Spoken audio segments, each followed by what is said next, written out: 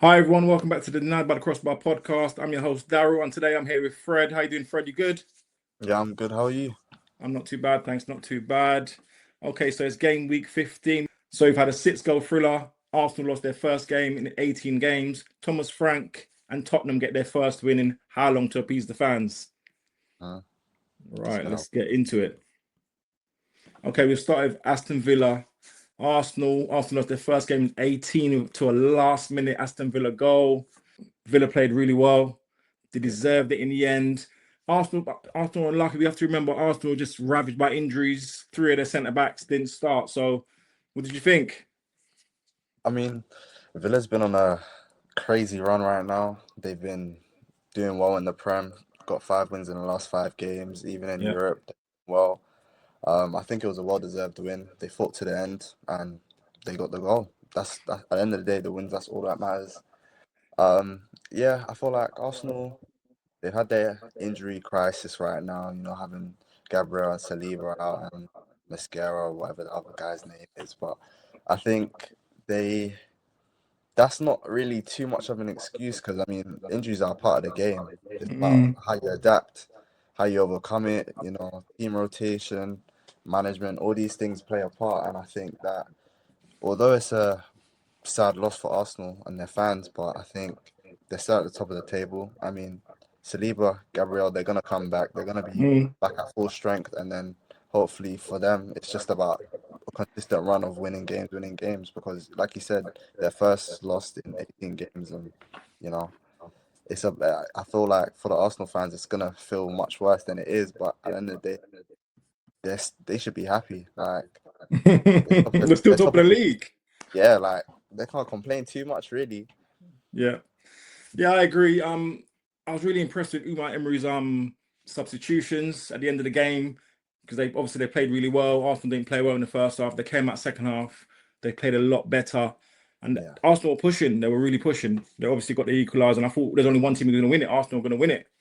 But then Emery made some substitutions, and I thought he'd go defensive, but he actually went attacking. He brought Buendia on, went attacking, and obviously Buendia hit the winner, which is crazy. That's what you want from your players. Like if you come on as a sub, you want them to make an impact, and that's exactly what he did.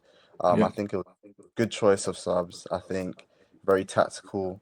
Emery, him and his squad, they're getting stronger each time they play. You can see the chemistry, the connection between the players. If they continue with this, who knows? They could stay in top four for the whole season. Who knows? Question: Can Villa win the title though? Talk to me. Would you reckon?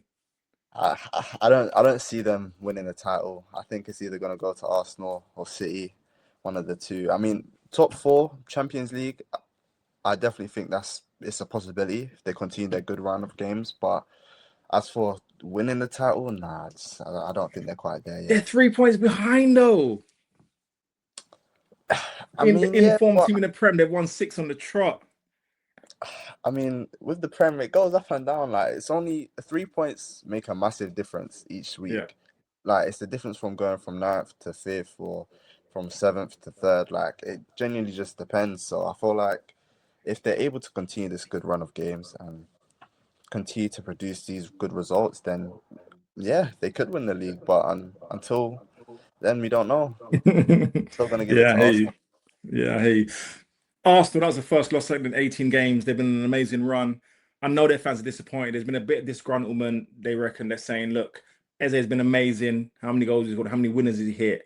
But Odegaard's back fit now. So they're complaining that how have they shifted Eze from that main 10 out to the left-hand side, which he was Yeah. ineffective, got taken off just after halftime or just at halftime, I think, and bringing in Odegaard. We know Arteta loves Odegaard. So a lot of Arsenal fans screaming that Odegaard shouldn't be in the team.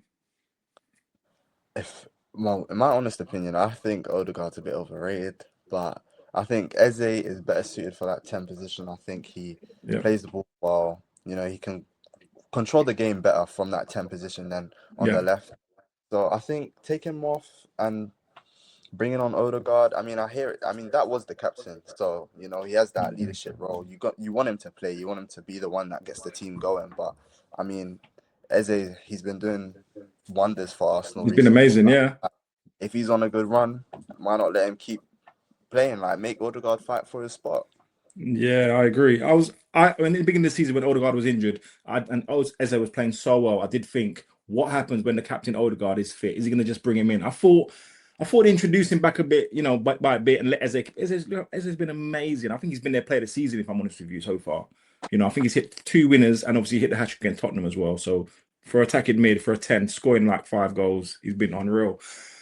But yes, he had a poor game. They played Marino up front. He had a poor game, and then Gyökeres came on. Didn't really do much either. So they look a little bit blunt in attack. I tell you what, they're missing. They're missing Gabriel. I know people say Saliba's the better defender. In my eyes, Gabriel's more an important player for Arsenal. They miss him set pieces at the back, Yeah, obviously, and attacking. Do you know what I mean? They're missing his threat on the set pieces as well. it's true. Both of them, I mean, Saliba, Gabriel, both of them combined, they are the Arsenal defense. They're the heart of Yeah, that defense.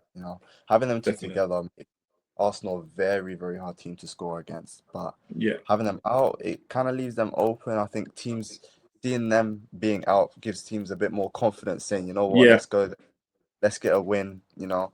yeah. So Yeah, I they think look a it's bit good. vulnerable. I think, yeah, like you said, teams are starting to look at them and think, right, they're a little bit vulnerable. Let's try and get at the heart of the defense. Whereas a few weeks ago, they were stopping. They were talking about how many shots can you get against Arsenal and again Yeah. on target. I mean, that's the difference having injuries can make. Like when three of your centre backs are gone, then Yeah, team starts moving shaky. You have Marino up top. It's a bit of a mare. But Arsenal again, Arsenal's a good team. They know what they yeah, got to do.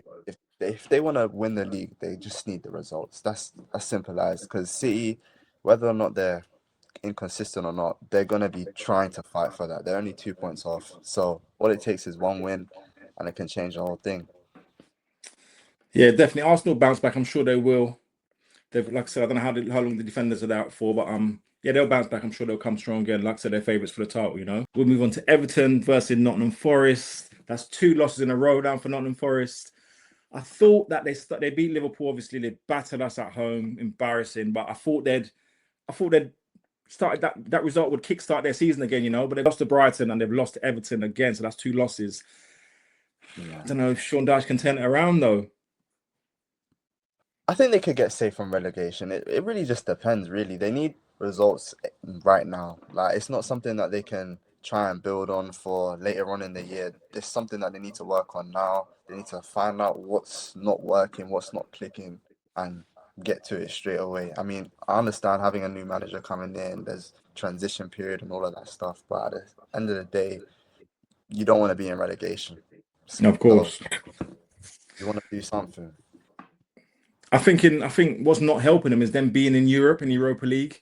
So obviously in the beginning of the season they're Mm, thinking we can go on and win that and we're going to challenge, we're going to be in the Prem. Now this relegation battle they're in, being in the Europa League has become a hindrance.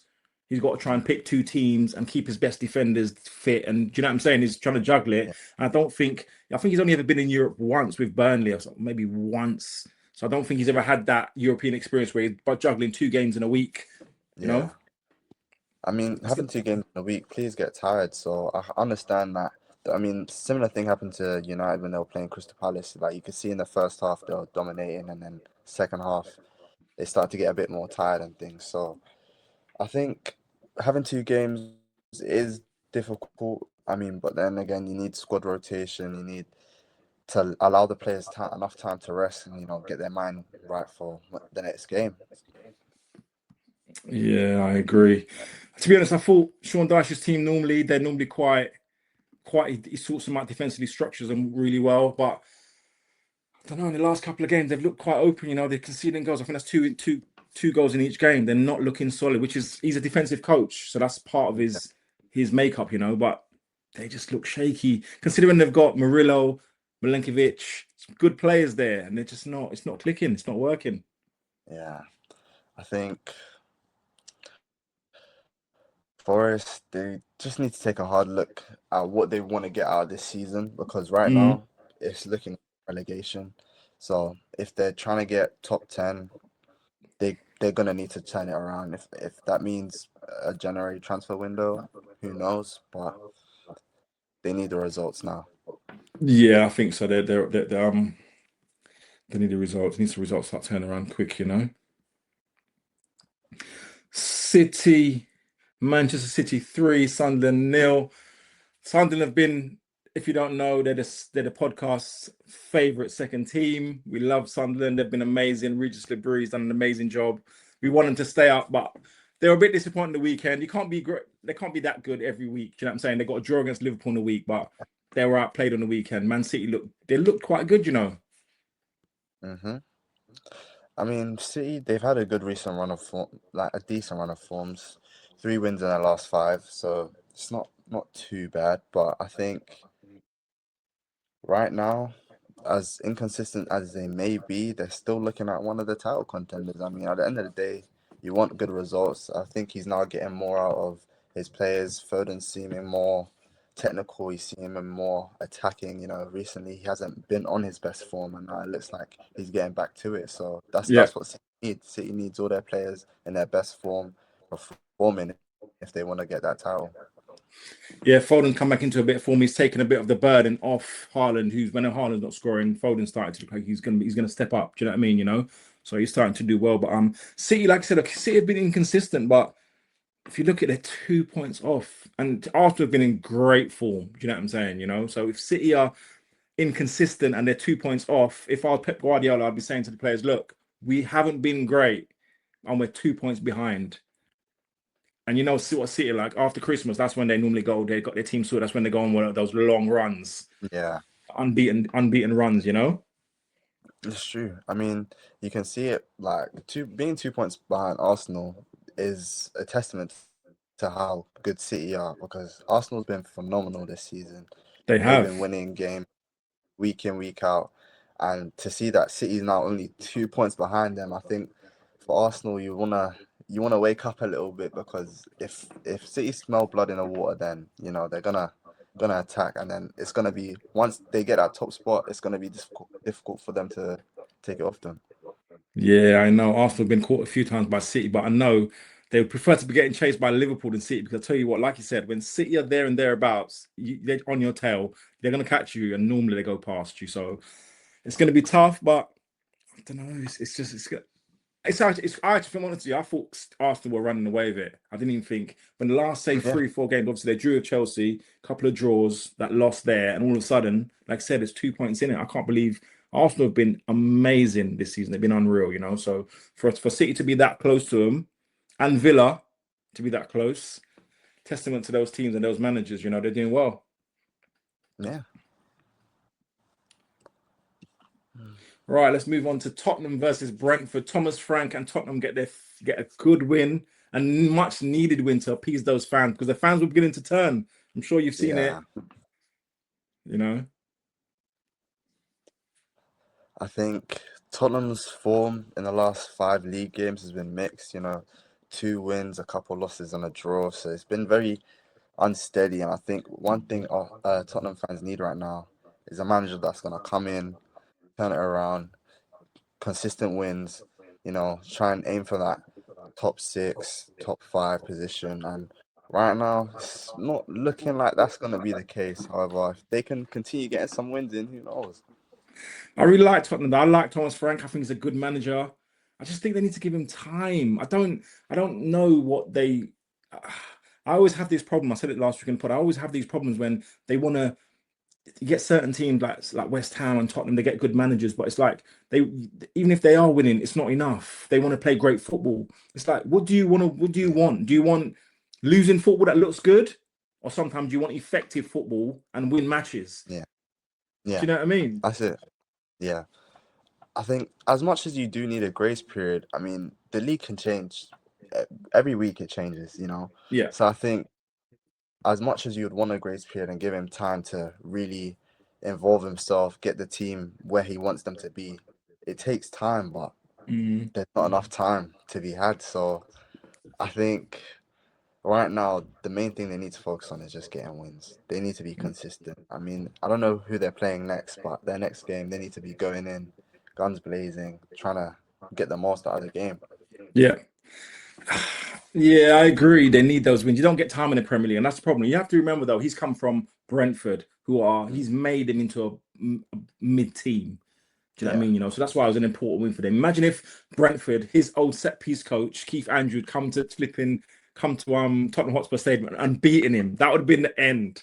you know what I mean? No one who never had the end of it, you know? Yeah, it's true. But yeah, they needed that. But I'm happy. I like Thomas Frank. Like I said, I really rate him. I think he's got another level to go up. But I'm glad they got the win. I'm glad the fans are on his side. They just got to give him time. I see people saying, "Oh, last season Ange had one more point than him at this point." Listen, Ange had built that team from 2 years. Thomas Frank's built it for 3 months. You have to look Yeah, at where they finished last season compared to now. I don't know, they're 10th or wherever they are. Compared to last season, they were down the bottom, struggling. I know they won yeah, the trophy, but you have to understand where they finished. They finished, what was it, 17th last year. yeah, So you're not going to go, it's very hard to go from 17th to top six straight away. I think they could finish in the top eight, but you look like you honestly, doubt yeah. me. Nah, maybe. I think, if United, Liverpool, if those type of teams, get their form in, I think it's gonna be hard for Tottenham. But at the end of the day, who knows? Yeah, well, Villa playing really well. Crystal Palace are there. Chelsea are there. There's a lot of that top. Was it 5 teams going for the Champions League this year now? It's Yeah, tough to get into the Champions League at the moment. Like you said, I think 2 spots are taken already. Arsenal and City are going to take 2 spots. Then you got Villa, you got Palace in there, Chelsea. I'm sure Liverpool come up. United will come up as well. It's going to be tough. That top Newcastle, Newcastle 11th as well. They're all going to be challenged. So it's mad. I think that top 5 race is going to be crazy. yeah, We'll go to Leeds versus Liverpool as a 6-goal thriller. I was so disappointed. I could not believe it that we threw another 2-goal lead away. Um, I don't know what to say about this team anymore. Honestly, I don't know. I don't know what to say. You're 2-0 up.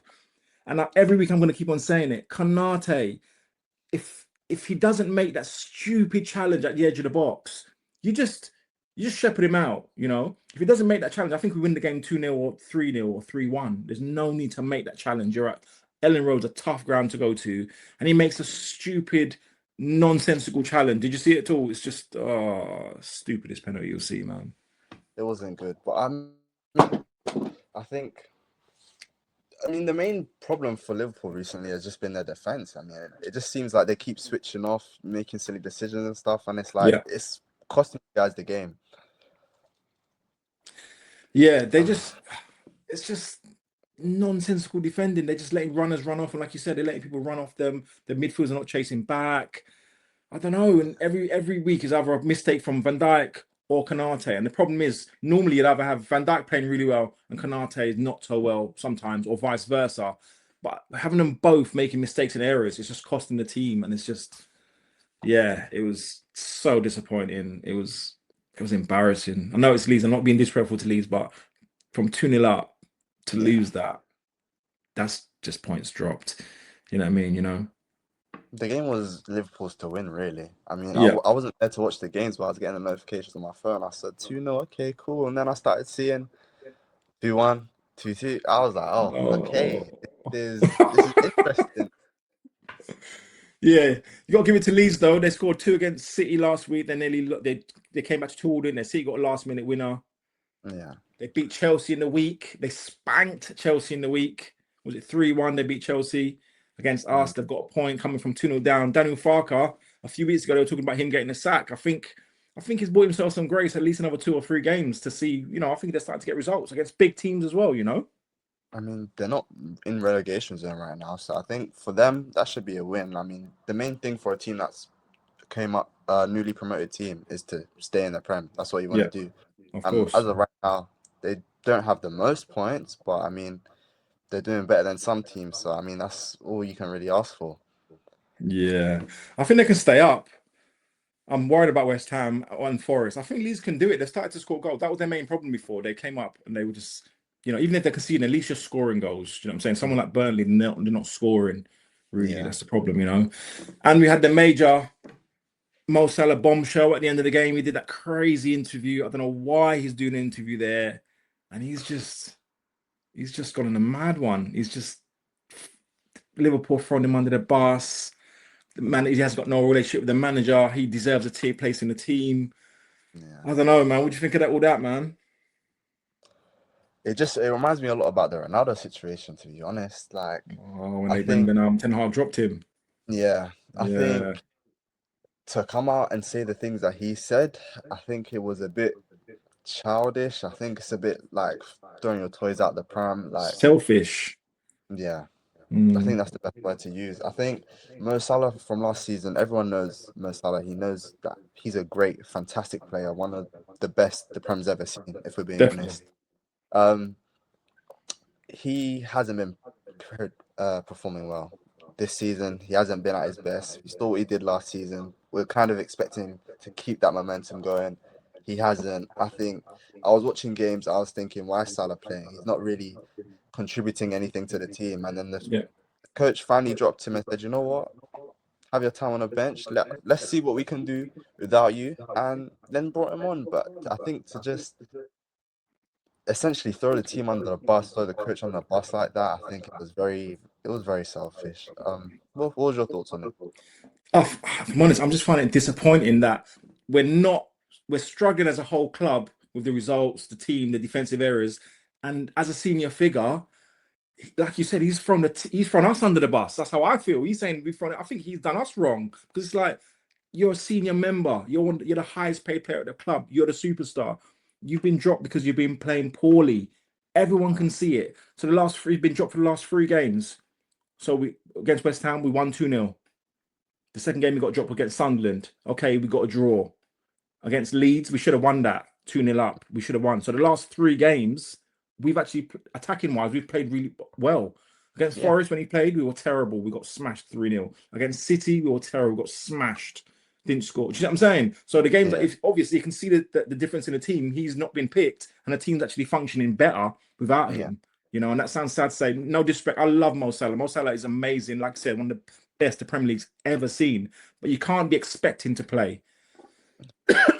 Sorry, you cannot be expecting to play and expecting to have an automatic position in the team. You can't because the difference, like I said last season, is when Salah's playing well, it's all right when if he doesn't track back because he's scoring an assist on the other end. So you yeah, don't mind him not tracking back. But when you're not scoring and assisting and you're not tracking back, it's like we're playing with 10 men. yeah, You're literally playing with one guy less because he's not doing either or either. And you're just like, we've got a guy just without being disrespectful to him, not doing a lot, you know. But yeah, I'm shocked. That's what you call a bombshell. I was shocked. I couldn't believe any of it. Now he's saying he even said something like, "I'm gonna get my family over for the Brighton game because that might be like my last game." And you're like, yeah. "What are you talking about?" It's ridiculous, honestly. I think for Mo Salah, as a senior player, you want from being dropped, your pride will be hurt a little bit. Of I can course, understand, but I think that should kind of push you more to want to, motivate you. this is my club. I've been here for how long? I've succeeded with this club. I'm their guy. So let Yeah, me in training do what I gotta do so that the coach knows that yeah, this is the man. He's gonna be yeah, starting week in, week out. That's what he needed to do. And I think to kind of just especially like just in the way that he did it, I just think it was a mm, bit it's just a bit messy, really. mm, It kind mm. of throws the whole situation weirdly now. I'm pretty sure he didn't join the team for the next game, and it's just like we don't know what's gonna happen next. Who knows? Yeah. Well, he's been dropped for the Inter Milan game. He's not going to travel. They literally the club have dropped him from the squad, Yeah, so he's not going to travel to Inter Milan. He's going to miss that game. And then after the Brighton one on the weekend, who knows what's going to happen? It's AFCON. I think he goes to AFCON and he'll be gone for 5, 6 weeks. And I think that's why he's trying to say the Brighton one might be his last one. So it sounds like he might be pushing for a move in January. Or he said something like, "We don't know what will happen. I don't know if I'll be here." So he reckons that we could sell him in January when he's not even here. It's just like, I don't know, man. I think it's tarnished his reputation. I love Mo Salah. He is the Egyptian king, but doing things like that, I think that's very selfish. And what's annoying is he's actually proved Jamie Carragher wrong. I think Jamie Carragher made a statement the other day and he said something like, for Mo Salah, who's a senior player, he only yeah, talks when it affects him. yeah, Did you hear that comment? So then yeah. Virgil van Dijk every week comes out and says what he says. What does Mo Salah do the week after? It's about me. Carragher, he True. literally spoke it into existence. You know what I'm saying? I literally. Disappointing, man. So Yeah. disappointing. But yeah, I don't know, man. Brighton in on the weekend. Brighton a tough game. Um, Yeah, we just, I don't know. I don't know. I don't even know anymore. I don't even know. I can't even. We need another central defender. That's the reason we had 400 million and we're still short of a central defender. And we need to drop Konate. We need to take out Konate out the team. And I think that's probably what's peeving Mo as well because Mo can see that a lot of. He's not playing well. I get it. Yeah, He's been taken out. Konate's probably been our worst player this season, if I'm honest. And he's not getting taken out, even though we've got yeah, Joe Gomez there that can play anywhere. Joe Gomez is a Premier League winning defender with Virgil van Dijk in the centre. Do you know what I mean? They won the Prem together. You can put Joe yeah, Gomez at centre back. Don't worry about Konate. But if we start Konate against Brighton, I don't know, man. yeah.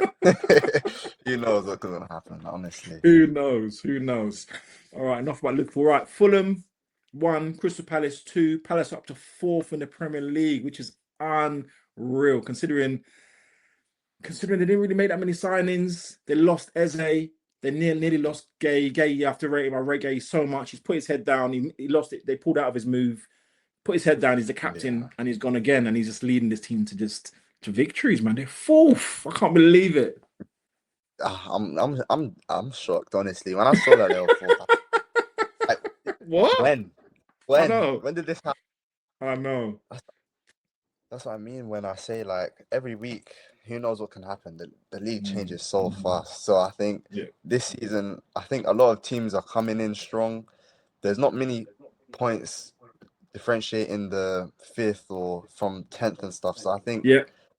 any each game is a game to, move up, get that Champions League spot. So I think Palace right now, they're in a really good spot. I mean, they got 30 points. I think if they're able to keep this momentum going, then top four. But are they able to keep the momentum going is the real question. That's right. How that was without Munoz, by the way. They played Nathaniel Klein, who's not played properly for months. How high do you think Palace Yeah. can finish this season, though? Realistically, can they keep that going? We were saying in the beginning, I think about 5-6 games ago, they were second. They played Arsenal, they were second, and you thought they're falling off, but they're there and thereabouts, though, man. You There's a think lot of you good think teams in the running. I don't know.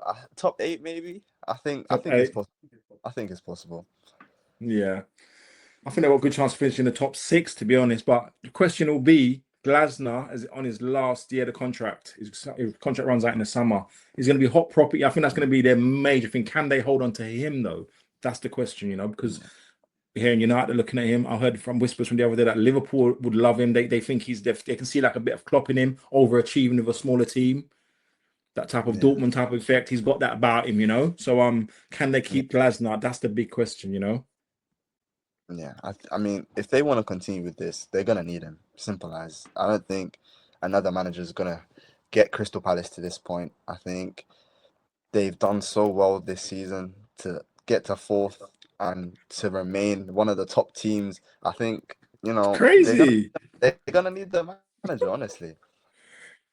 Listen, they got the FA Cup, their first trophy ever. Then they gone and backed it up and beat Liverpool for the flipping Community Shield. They're in Europe for the first Yeah, time in their history. yeah, They're top 4 in the Premier League. This guy already in within 2 years is going to be their best manager ever. He's already at yeah. that status. He's already their best manager ever. Do you know what I mean? Imagine if he gets them Champions League football I mean, they won't want though. to lose him. Simple as. They're not gonna want to lose him. They better get that big contract. Steve Parish better get that big contract out. I'll tell you that. Yeah. You know. Right, so it's United Wolves tonight. Give me a prediction before we go. Um, 2-1 United. 2-1 United. Give me a goal scorer. Um, Cunha. Oh, I think he's Cunha. gonna get on the score sheet, and maybe Ahmad. Honestly, I think Ahmad might get on the score sheet tonight as Ahmad's got to well. come back into form. I like Ahmad. I really like Ahmad. He's such a good player. It's just when you play him at wing backs and stuff, I just don't think it works. But he's a top player. Needs the right formation to Yeah, get best out of him. honestly, he plays. From what I've seen, he plays good at right back, at right wing back. But I think closer towards the goal, you want him That's in what I the kind of mean. number, Yeah. yeah, to Yeah. get the most out of him. But I think he still impacts the game a lot from that position. And I think we need another Ahmad on the left. I think that's what United need. We need another central midfielder. There's a lot of things wrong with United right now. I hope that we're gonna win 2-1, but it can go anyway. honestly, these Mm. days with United. But I mean, Wolves, they're 20th. They haven't won a single game, so I don't Yeah. think the first game's gonna be United, hopefully. Yeah, but you see, the problem is that Rob Edwards has come in, he's lost three in a bounce. At one point, it's gonna turn, and this is the ones where sometimes you don't want to be playing them. Do you know what I mean? You're thinking, oh, it could be that game that it turns, you know? It's true. But yeah, I think No, United will no. win. I think United, I think you'll be moving up. Yeah, hopefully. I mean, if we win this game, we're fifth, sixth. Fifth. Like you Yeah, said, there's so much, the points differentiate is so small between like fifth to 11th. You win one or two games, you could be in the top four straight away, you know? So it's tight. What's your predicted finish for United this year? I think top eight. I Top think we eight. can do it. Yeah, I I think that's would hope, realistic. yeah, I would hope for a Champions League spot or a Europa League, but again, United there, we had our good run of games, and then it just started to fall off. Draw, loss, and then Mm. it it's all over the place. Honestly, Amarim, I I just have no words really and truly. I'm kind of Well, you just still at hammering that him in because stage. earlier in the season you said give him time, let him spend money. He spent money. He spent 150 million, bought three new strikers. Personally, I thought you should have split that money and probably bought a defender and used Xerxes more as a 10 or another nine. I thought you should need a defender and a midfielder, but he splashed all the money on three strikers. How do you think that's working out? If Do you agree with United what I'm continue saying? Do you see like, what I'm trying to say about the yeah, defenders and the midfield? You need another body, another engine in that, you know. definitely. I think hopefully in January we can sign someone who can partner with Bruno in that midfield. But Mm, as far as Amarim in, I mean, unless I see results, I'm just gonna be a neutral really. Like I don't think we can continue going on like this and keep mm, him for next year. At some point, something's gonna have to give. If we're not winning games and we're not getting to that top six spot, and then each game we're playing well and then we concede and then it just falls, I think he's gonna have to mm, go. I don't yeah. think. I mean, it's also a conversation of the formation and everything, but at the same time, I just think at some point, is it the formation? I mean, you've got to start putting blame on the players and like the manager because it seems like they say that the intensity is going up and they're trying harder in training and all these things, but then when it comes to actual game time, it's like they forget what they're doing. It's the mare. But I think this season, I think United can make top eight. Yeah, I think that's realistic. I think that's realistic. That's a good shout. I think there's people talking about top, can they challenge top three? Listen, I think if you finish in the top six, seven, that's a great season from last season. I think that's progression. Do you know what I'm saying? You know? Definitely. Okay, Fred, thank you so much for jumping on today. I appreciate it, man. Thanks for having me, man. It was a pleasure. No worries, no worries. Guys, thank you so much for following the podcast. Like and share the podcast, and thank you for your support on all the other platforms. And we will be back next week. Thanks a lot, guys. See you later.